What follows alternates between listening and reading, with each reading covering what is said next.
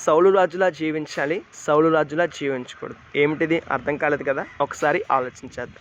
సౌలు అనే ఒక రాజున్నాడండి పరిశుద్ధ గ్రంథంలో.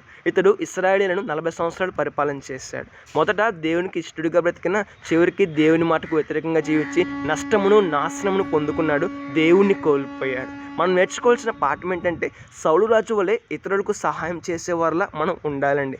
సౌలు రాజు వలె ఆపదలో ఉన్నవారిని ఆదుకునేవారిలా మనం ఉండాలి. చివరిగా దేవుని మాటకు వ్యతిరేకంగా మనం జీవించకూడదు.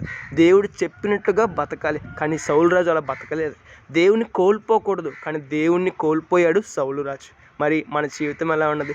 దేవుని మనం ఎప్పుడు కోల్పోతామంటే, దేవుని విడిచిపెట్టి పాపపు కార్యములు ప్రేమించడం ద్వారా కోల్పోతాం, లోకమును ప్రేమించడం ద్వారా కోల్పోతాం. దేన్నైనా కోల్పోవచ్చు, కానీ దేవుని కోల్పోకూడదని ఎప్పుడైనా ఆలోచించేద్దాం. ఇతరులకు సహాయం చేసేవారిలా ఉందాం, ఆపదలో ఉన్న వారిని ఆదుకునే వారిలా ఉందాం, దేవుని మాటకు వ్యతిరేకంగా జీవించ